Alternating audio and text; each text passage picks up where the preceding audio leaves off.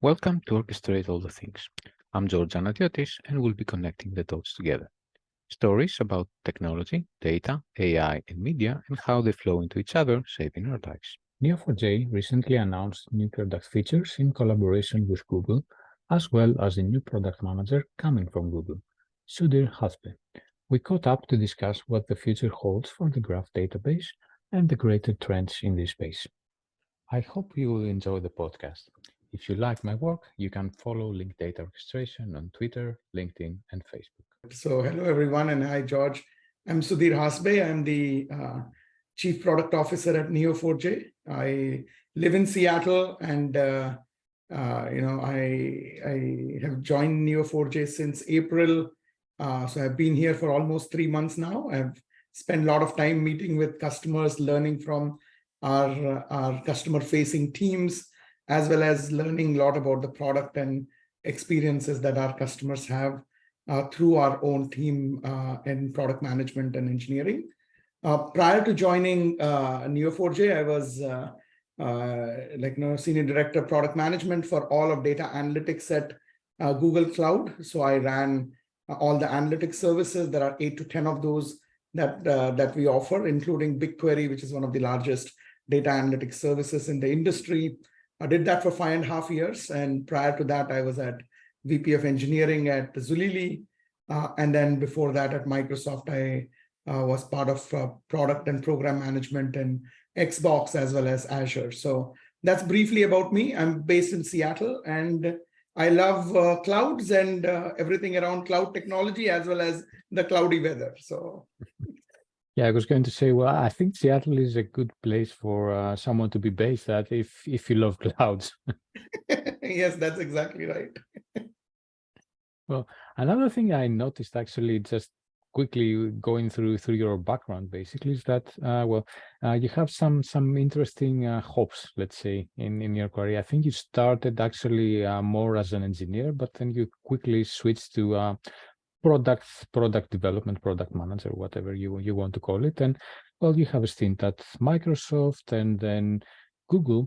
And actually, it's the last one that I find quite interesting, because I'm kind of guessing that it's through that last stint of yours that you came to know Neo4j, and this is what led you to transition to actually working for them. So to give people who may be listening a little bit of background, I know that Neo4j was along the batch of companies that open source companies actually that made a deal with Google back in 2019. And that was kind of big news at the time, and for good reason, because Google, at the time it was the whole open source and commercial open source thing was a big deal. And whether, cloud providers were profiteering, let's say, off of open source projects and companies, and Google kind of made the difference by making that move. So obviously the rest of the world, we don't know the exact details of the deal, but the general, the spirit of the agreement was basically, well, we're going to give them a fair share of the profits since we're using their products anyway. And besides that, the financial part, let's say, of the arrangement, it also entailed sort of close integrations. So knowing all that, I'm guessing that this is what brought you in touch with the wonderful world of graph and by extension Neo4j. And I'm guessing that led you to eventually joining the company. Yeah, and I can give you a little more background. First of all, on the Google Cloud side, we, of course, had this strategy since Thomas came in to lead the team in, I think it was end of 2018, early 2019. And we wanted to focus a lot on, partnering with the open source companies rather than competing heavily. This included Neo4j, but also Confluent and MongoDB and various other partners in this realm, Elastic.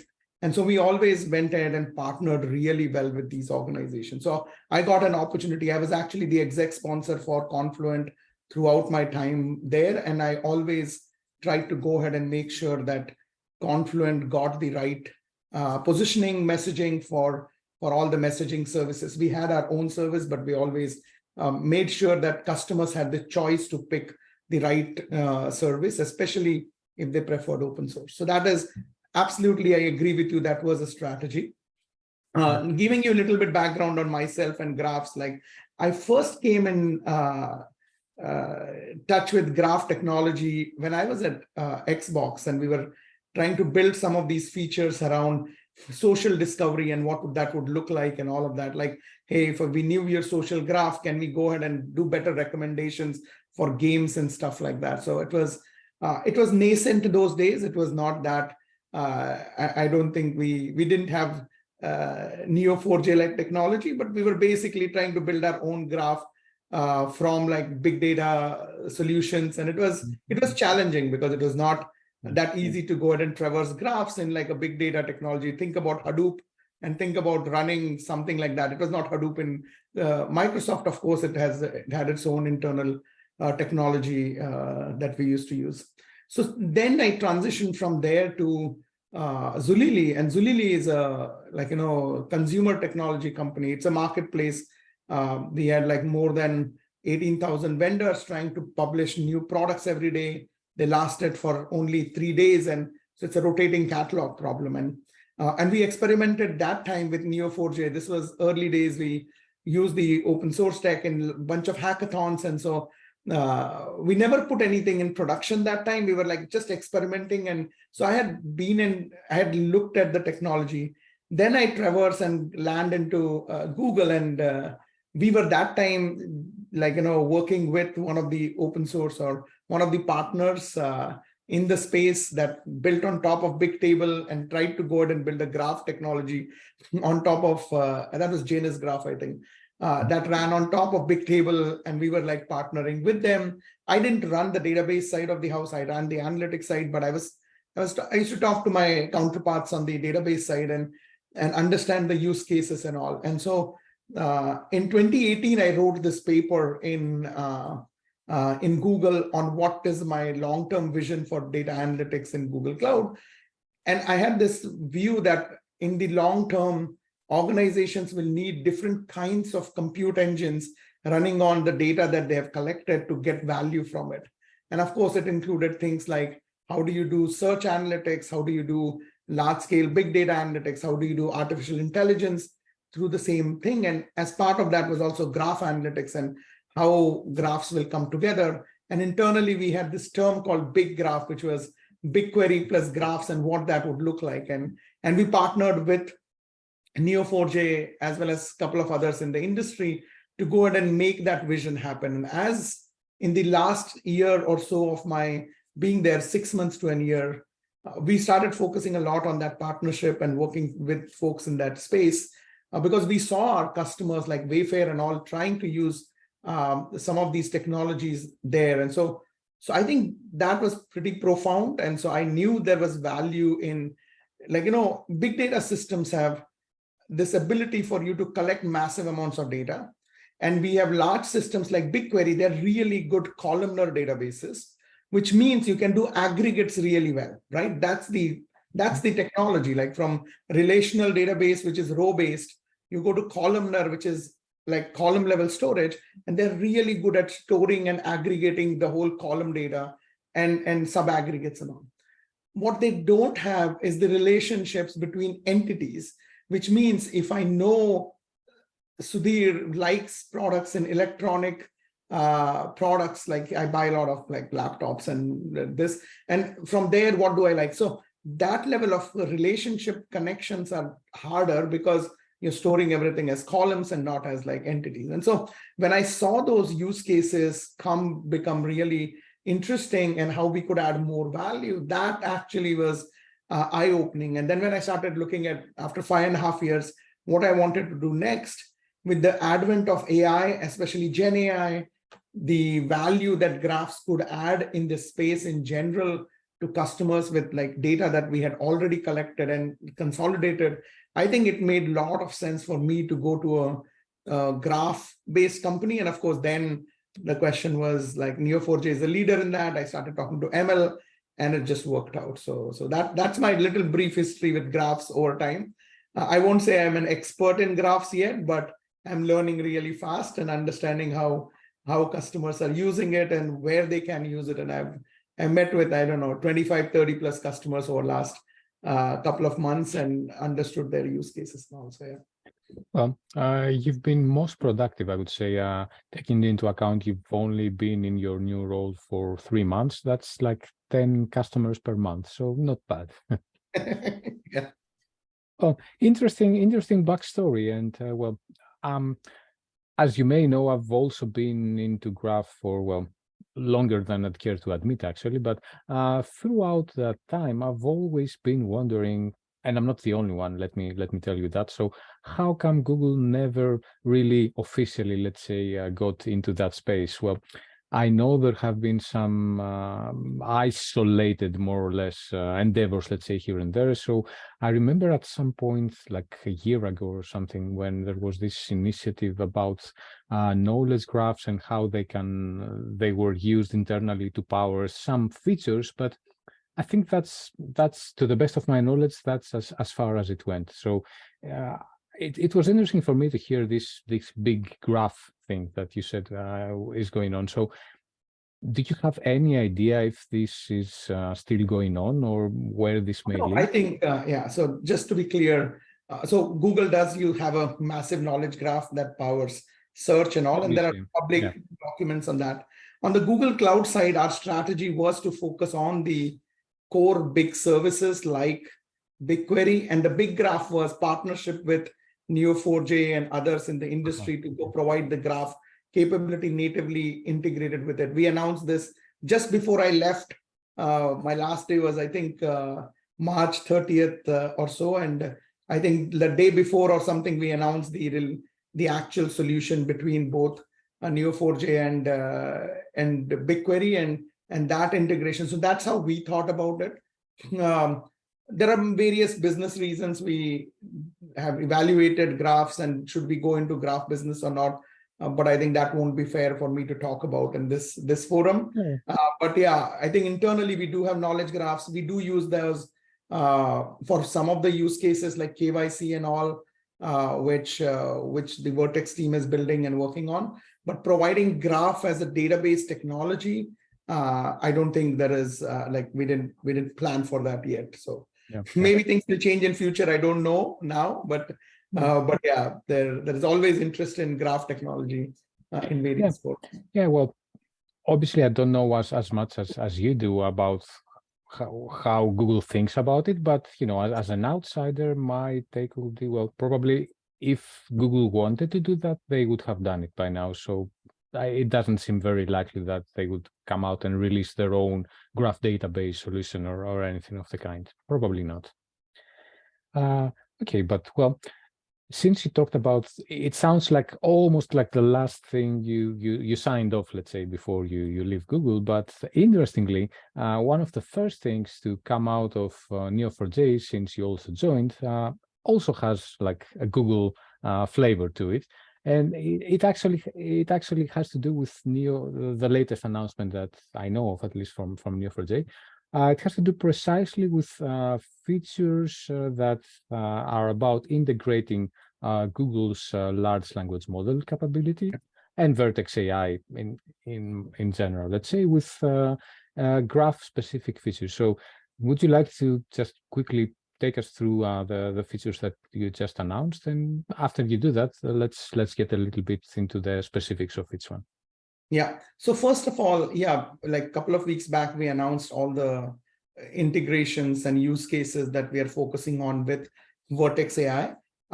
Just to be clear, we have those integrations with Vertex AI and also with OpenAI and Microsoft version of OpenAI services. So we are integrating with all the LLM platforms, and we are also working with AWS team to integrate those with Bedrock and other technologies that they are going to come out with. So first of all, we are cross cloud, and we run on all the 3 clouds, and just wanted to highlight that. And so specifically about LLMs and like talking about Vertex AI, right? I think the whole, in last 5 to 6 months, the world has really significantly shifted with the advent of ChatGPT and then announcements from Vertex AI and large language model innovations that are happening.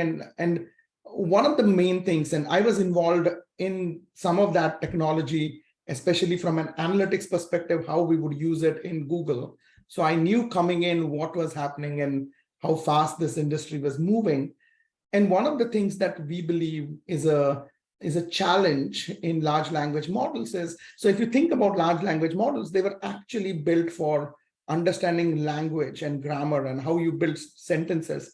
And it's like, if you read the Transformers paper, it's about the attention, like the whole theory is like, how likely is the next word after this word, what's the probability of the next word being the word that we are generating and all that. And so it's great for creative generation of content. It is a challenge when you're looking at factual data and it doesn't have the facts with it in many cases, especially the enterprise domain knowledge that exists in enterprises that is not available in that. So our partnership with Vertex AI and Google Cloud, as well as others in the industry, is how can we bring this enterprise knowledge back into the large language models, and how can we enable both of them to work together to benefit from each other. So that's the main thing. There are 5 use cases that we have identified that we believe are going to be really valuable for customers. And we have various different integrations that we have done in the product in that. First of all, the most interesting use case that most of our customers are talking about. I was talking to a large pharmaceutical company. They have a knowledge graph that they have built. It's being used by 300 odd people in the organization through Bloom, which is our visual analytics, like graph analytics tool.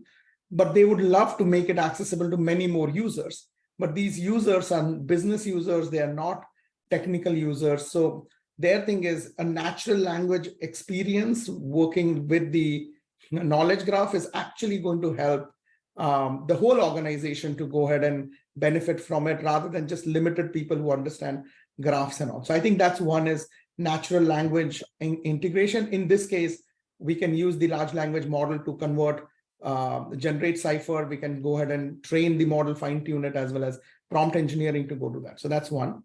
The second one is we can enrich the knowledge graph using large language models. So if you have, there are organizations, there's a large oil and gas deal that we did just recently. They basically have a lot of technical manuals that go on the oil and gas rigs and all. All of these are unstructured data. They have a structured data that's there. So building a knowledge graph that can embed both structured as well as contents from the unstructured data within it, and building the knowledge graph from your unstructured data is the second one. And large language models are great at taking and generating entities out of it. The other one that we have is basically enriching the knowledge graph based on large language models. So let's say you already have some of the content, let's say some text that was created or generated with a customer service reps. You can use summarization functions. You can do various of these, like, sentiment analysis and all of that. And we can in real time enrich all the data that you have with large language models using real-time enrichment function calls that you can do. The last one, which is more interesting, is actually there are 2 of them, but I will touch on one. One of them is the grounding. So, we always hear about hallucination impact of large language models.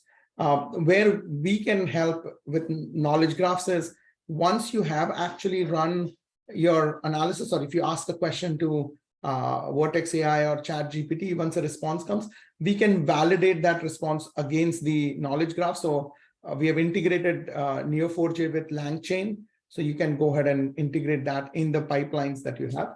And then finally, embeddings, I think it's super expensive to run searches in large language models. There is a really good paper from Anyscale on the cost difference between, it's primarily on OpenAI side, OpenAI 4.0, GPT 4.0 to 3.5. And it just tells you that it's much better to store vector embeddings and embeddings in your database and then do searches with cosine similarity like functions, rather than doing it in large language models. So we are enabling that use case too. So those are 5 use cases that we are looking at, and we have done different integrations from some APOC functions that we have built, to LangChain integration, to integration with the embeddings API that we have and all that. So that's the list of 5 use cases that we have enabled with the Google team. Yeah. Thanks for listing those. And well, I have to say, so one of the things I do is, well, I have this newsletter that I run from time to time, and it was in hibernation for a long time, actually, well, due to a number of reasons. And so recently I just put out the last issue, and obviously one of the overarching themes in what's going in the graph world is what you just talked about, basically this whole idea of how do we use large language models and graphs together. And just looking at there's like a myriad of ways that people are thinking of doing that, and different use cases they're exploring, but it looks like all of them fall in under one of 3 categories. So there's the use cases that are about, well, how can we use large language models to build a new knowledge graphs? They're the ones about how can we use a large language model to add to an already existing knowledge graph. And then there's the whole using large language model as an interface to just accessing knowledge graphs. And I think everything that you talked about falls under one of these 3 categories, basically. Yeah, that's correct. Like the first one, I would just expand it one for saying like you can generate knowledge graphs and also enrich knowledge graphs with additional context and information that large language models can give you. But you're right, you're either building a knowledge graph, training the LLMs using the knowledge graph information so that becomes better, or using a natural language to engage with knowledge graphs. So those are roughly 3 use cases. You're right. Yeah. So you also mentioned that these integrations that you announced with Google Vertex AI, you're going to be working on similar integrations with other cloud providers as well. So I guess that means we should expect announcements to be coming out soon as well. Yeah, you will see that. And the integration with OpenAI stack is already done. We are working with like AWS team to go ahead and integrate with them too. And so, yeah, you will see quite a few more announcements coming in next few months. The additional one thing I do want to say is it is an evolving space. So one of the things we did was we actually, me and ML, our CEO, when we started talking about the whole generative AI space, what we did was, instead of just going and building just some product integrations and all, we also formed this internal team. We call it NALLM, but it's an LLM team, focus team, which is like we pulled a bunch of engineering folks and product folks and cross-functional team into a small working group. We dedicated more than 75% of their time is going into doing like research and actually building components and publishing blogs and technical write-ups on it. Because as we all know, this is such a fast evolving space that we wanted to make sure we are ahead of what is coming and what's happening, and we can educate our customer base as well as everybody else in the industry. We have got really tremendous response to some of the initial, I think we have posted 3 blog posts right now on technical details of how to think about it, how to engage and how to integrate with these technologies, and we'll continue doing that. So I think the more important thing here is, I don't think Gen AI, we are in the first innings with Gen AI still, right? And there's a lot of innovation to come, a lot of evolutions will come.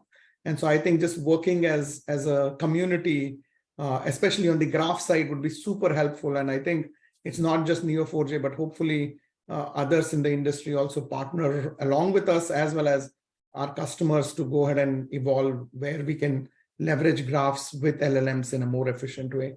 So yeah, we are learning, and we are hoping to continue learning how to evolve it. Yeah, actually, this is something I wanted to ask you about, because, well, it's great that you have these tightly knit integrations with Google and OpenAI. But I was thinking, well, if I was a product manager at Neo4j, or, well, whatever other vendor for that matter, well, definitely I would like to have these types of integrations. But I would also definitely like to have that kind of feature, for my standalone product, or, if people want to run on-prem. So these integrations, I'm guessing that they're only valid for Aura. So if I want to run like an on-prem version, then, well, what do I do? And I guess this research and development team that you just referred to is the answer. So you're sort of trying to build that into the core product, right? Yeah, so just one thing to be clear, all the integrations we are doing are available both for Aura and self-managed instances. Okay. So they run on both. Like, for example, our embedding callbacks, like for enrichment, work through like direct calls. So you can actually use them in either place. Some of the stuff that we are doing with Neo4j's, the dashboarding tool, that's available to anybody wherever you're running. You do need access to Vertex AI, but it doesn't have to be Aura only. It's not just fully managed instance, but also self-managed instances and all. And many of our large customers deploy it in the cloud, but they self-manage it. They don't want to use the fully managed instances yet, because of they want it in their own VPC control. They want to control the environment and all. So yeah, it will work with both our on-prem product as well as on-prem self-managed, can be in cloud or on-prem, and in the fully managed version. So yeah, I think that's our thing. We may do few things in coming months, which will first go into the Aura product, because it's much easier to experiment and launch and learn in the cloud with a fully managed offering, because we control the environment before we actually make it available in self-managed deployment for customers. So we may lead with Aura in many cases now, but we will make sure the capabilities are available in our self-managed option. Well, another thing that I would have in my roadmap if I was a product manager would be actually integrating with open source large language models. And the reason for that is, well, there's a number of reasons actually, but thinking from the enterprise side of things, I know there's lots of concern about, well, having your data exposed or shared in whatever way with OpenAI or Microsoft or Google or whatever other vendor is behind running those large language models. So I'm pretty sure that that's a concern you're also familiar with. So to address that concern, probably the answer is enabling clients that already have figured out how to run their own large language models, or probably offering just one out of the box for the ones that haven't figured that out.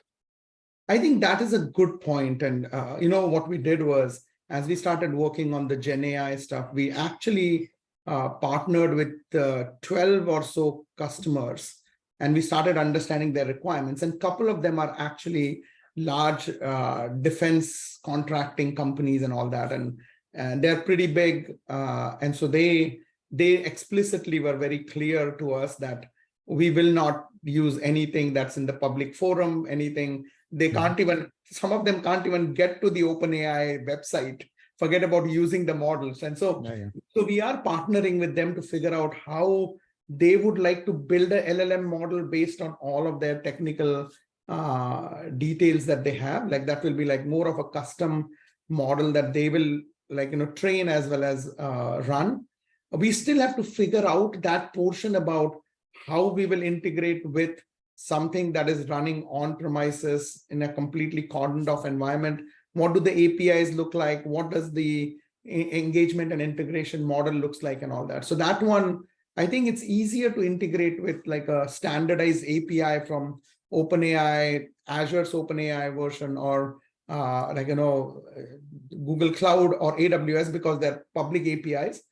On the self-managed one, we are still trying to figure out what the infrastructure would look like, what the integration model will look like. So still more learnings to do. We are, of course, committed to helping our customers that want to deploy the knowledge graph as well as the large language model in their environment and all that. We just have to figure out how that engagement and integration would look like. But we're partnering with some of the largest companies in the world to learn from them and identify what that integration would look like. Yeah.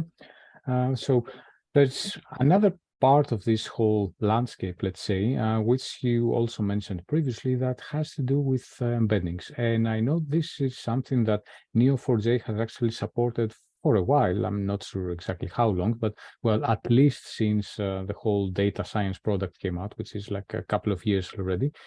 And I'm seeing more and more, not necessarily graph database, but database vendors in general who are adding these capabilities precisely because of, well, the reasoning you referred to earlier. So it makes lots of sense if you want to integrate with a large language model in some way, or if you want to have a sort of exchange, let's say, with that model, to be able to offer that capability. So I was wondering, like I said, I know that Neo4j has offered that capability for a while, and I think actually it has like both node embeddings and graph embeddings. So Yeah. I wonder what's the status there. I know that there's a few algorithms that are supported out of the box. So is it under active development? Do people use it? And what's the roadmap for those features? So you're absolutely right. Let me touch upon a couple of things, and then I will come on the in general industry too. So first of all, we have been supporting embeddings in the database and running algorithms on top of it for last couple of years. And we have tons of customers, like almost every customer that I have spoken to in last 2 to 3 months are using some shape or form of our data science capability. So whether it's PageRank to running similarities based on the node embeddings and all of that. So cosine similarity functions and all that stuff. So almost every customer is using that advanced data science library to go ahead and run algorithms. And it's not just data science teams, it's also the developers that build applications. Now they want to go ahead and become smarter in few use cases. They use the library, whether it's centrality, whether it is different functions, but also the embedding capabilities and all. So that's one thing. Especially in the large language model, there is currently this massive interest in vector data type and vector databases, and what does that look like? And the fundamental thing there is, large language models are also great at vectorizing information. And the problem with large language models, at least that's what is coming out right now, is if you use them for searches on top of every time, on top of the data that you have, it is going to be more expensive. So the theory is using vectorized information from large language model, storing it in your store, and then running cosine similarity like functions is a much more cost-effective way for running algorithms than trying to put all your enterprise data back into a large language model, fine-tune it. There's limitations on fine-tuning, number of how many tokens you can use and all. And on top of that, running searches. And most likely it's anyway going to hallucinate and give you some wrong information. So again, you have to validate that answer. So therefore, I think there's massive interest in storing vector data and vector embeddings primarily, and running cosine similarity functions. So we provide that capability today, but we realize we can do much better on that. So I think one of the things we are working on is vector indexes. So today, if you store the vector information internally, you run cosine similarity, that works really well. We can do that in memory with the data science libraries and all of that. But we want to actually make it pretty more native. So we are looking at enabling vector indexes directly on top of our storage tier. So that will make it much, much better. So that is coming. My hope is, I won't give a date like a good product manager in this event, but sometime in next few months, you should see support for vector indexes that makes the whole system way more efficient for vector searches. Just one more thing I want to add is, I've talked to a bunch of customers, and this conversation has come up about, do I need a vector database to go ahead and store vectors, or do I need a knowledge graph, and does one replace the other and all that? I think a lot of times things depend on what use case you're enabling. And so vector types and vector data types, databases are great for one use case, which is search, right? Like if you wanted to do like natural language like searches, I think it's a great use case and solution for that.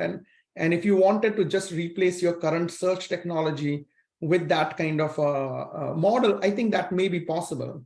But in most cases, what happens talking to customers is they have some structured information along with the unstructured searches on natural language, right? For example, if you wanted to find, tell me what products are similar to, let's say, white shirts that have pockets. Let's say somebody searches that I'm looking for white shirts with pockets.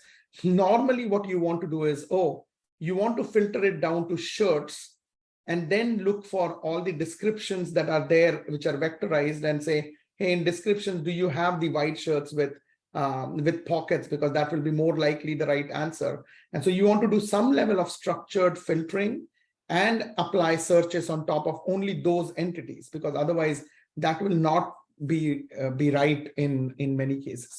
So I think the advantage of knowledge graphs and the way you can leverage them is you have these structured relationships, which are explicit relationships, and then you can have the implicit searches that are running on top of it. And the combination is what I think is much more powerful than just purely implicit search that you can do. And of course, if you just need that, you can use that. But I'm saying like a combination is way more powerful for most customer use cases that I am seeing, at least right now.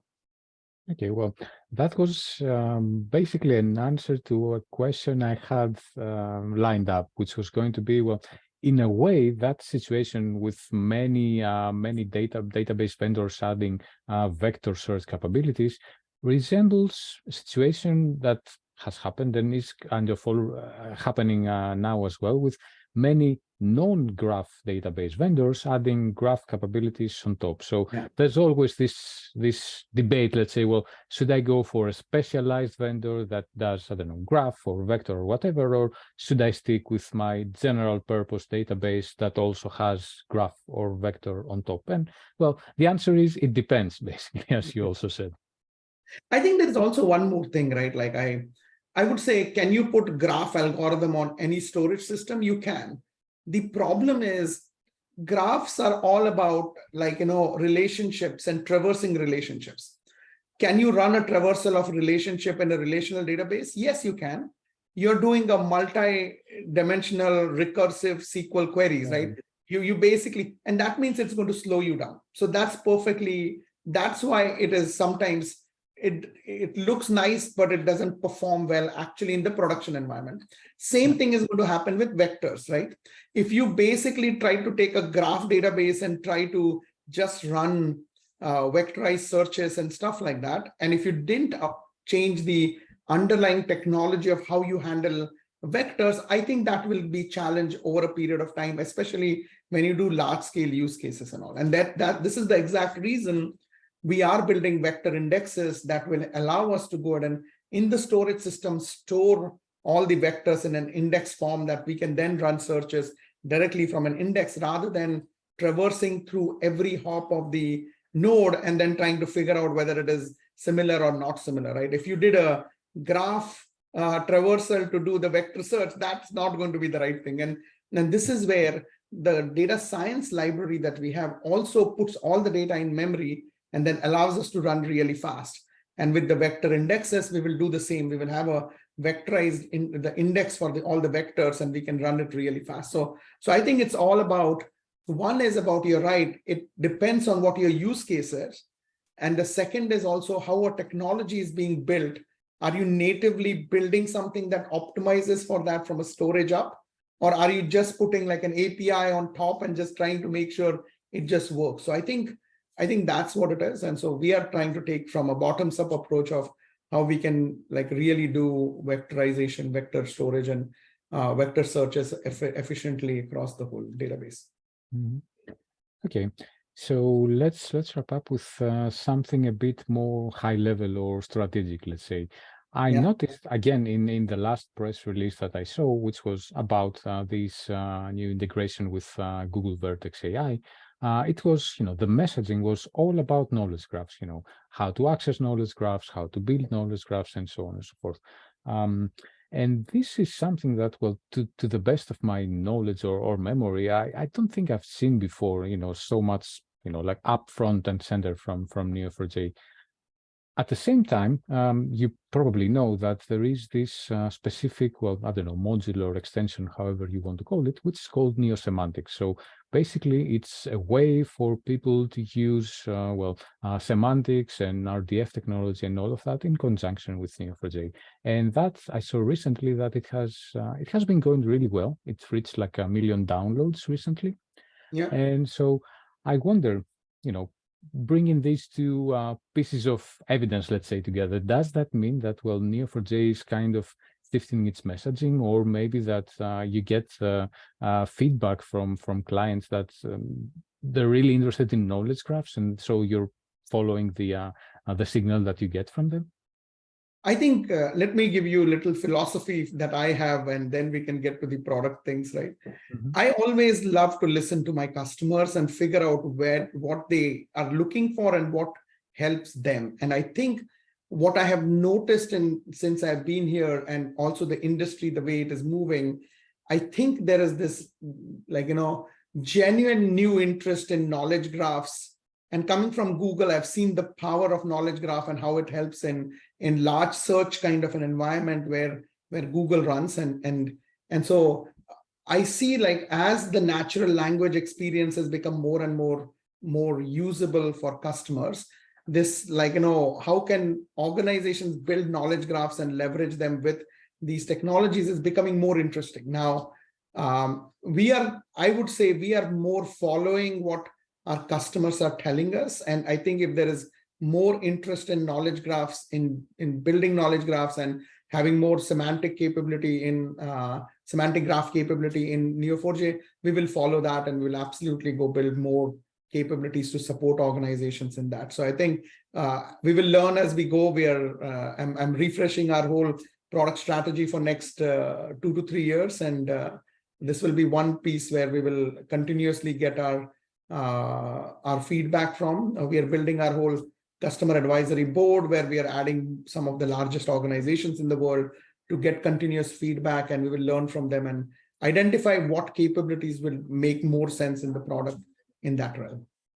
Okay, so let's then wrap up with a little peek, then maybe if possible, into that product roadmap that you just talked about. So just to reiterate for people who may not be familiar, I think like the main product line you have up to this point is like, well, the core database and Aura, like the fully managed version. Then there's Bloom, the visual exploration module, and also the data science, which is like again, you talked about it quite a bit with it's the one that offers all these algorithms, graph algorithms, and all of that. So do you see new features into the existing product set, or do you maybe envision also new products? So I actually think there are, it's a combination of both. So let me first tell you the big themes I have for Neo4j and where we are going to go invest in and all, right? I think, first of all, one of the biggest things I've seen is most of our customers, 90+%, are deploying Neo4j in cloud. What I mean by that is it's either Aura or it is self-managed, but it's all in cloud. And so I think being cloud first is going to be the big theme for us. And what do I mean by being cloud first is, of course, making sure Aura has all the product capabilities that organizations need. How do we deliver Bloom and works like, browser and all these tools that you talked about in cloud? How do you enable doing that? It's going to be a big thing for us. And so I have this whole comprehensive Aura-based solution where users don't have to deploy anything. They can just run it. And that should run with your self-managed. Some of the tools will run with self-managed as well as in the fully managed database side of it. So I think that's one. The second thing in that realm is also how we integrate with the cloud ecosystems, right? You saw a first preview of what we can do with Vertex AI, OpenAI that we talked about today, but there are a lot more integrations. We also did some integration with BigQuery, but I want to focus on Snowflake and Databricks and Azure Fabric and all these ecosystems that are evolving in cloud and make it very easy for our customers. Many of our customers are like, hey, for backups and recovery, we just want to use the cloud object storage, and instead of doing like, what we did traditionally in disks and all that and on premises. So I think helping being that cloud first company integrating more natively with the cloud ecosystems is going to be one big theme for us. The second thing I want to focus on is ease of use. I think one of the things that I have seen is graphs are like, I'm pretty sure more organizations will use graph technology if we made it easier for them to adopt it. And this is the reason I want to make sure that anybody who wants to start with a graph technology can do that. I have this theme internally that I am talking about. It's not from me. One of the leaders in Microsoft I worked with has this thing. So I'm just picking it from him, is like 5 seconds to sign up and 5 minutes to wow. So basically in 5 minutes, you should be able to pick the data that you want, move it into model it into a graph model and move and actually start using Bloom or something like that to actually visualize it and start finding value in your data and stuff like that. So just simplification from import, modeling to visualization to analytics, which is basically dashboarding and all of that stuff. So we have some experimental tools that we have given our customers like Neo4j's, which is dashboarding.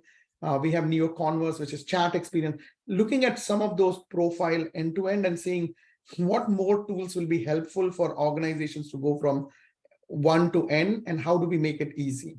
So that's the second piece of it. And in that whole context, it's also about how we think about data science, because I think data science has 2 use cases. One is a developer who has built an application. They want to build an intelligent application.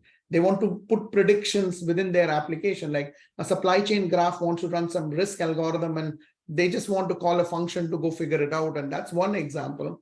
And then there is this whole other example where a data scientist or an analyst wants to run some algorithm, figure out what analysis they can do. But that is more of an ephemeral workload, which is like a temporary workload. It's not like running 24/7 as an application. So enabling those 2 different types of use cases for our customers in a very cost-effective way in the cloud is now possible. So I think that's the third area, which is like, how do I satisfy those use cases? So those are the 3 main things.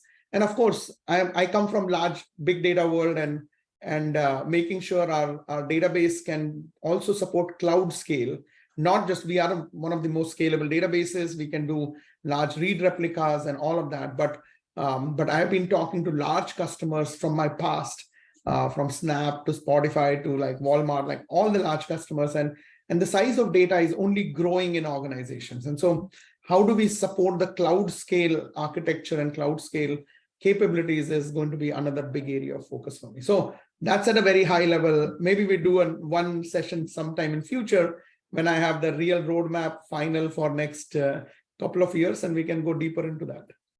Yeah. I mean, in all fairness, you're new, so I wouldn't expect you to have it all figured out by now. And it would actually be even a bit concerning if you had like everything out already. What I can tell you is that, well, there's definitely overlap in the way that Emil thinks. So the emphasis on ease of use, basically, and he's always been saying that, well, it's already easy to use, but we want to make it even easier. Yes. So I can see why you two get along, basically. Yeah, I agree. I think it's been great working with Emil in last over 3 months as part of this team, but also more than 6 months I've been talking to him. He's an inspirational leader, and I think we have a lot more opportunities to make our technologies more pervasive across the globe. So yeah, looking forward to working with him and the broader team. We have an amazing team here, and not just in product and engineering, but our leadership in the revenue organization, marketing. Like, it's a great team, finance and all that. So I'm looking forward to partnering with everybody to take Neo4j to new heights now. Great. Well, it's been a pleasure, and best of luck with your plans. And well, I'm sure we'll be in touch as they come to fruition eventually, and you have like product announcements and all that to talk about. Thank you, George. Thanks a lot. For more stories like this, check the link in bio and follow Link Data Orchestration.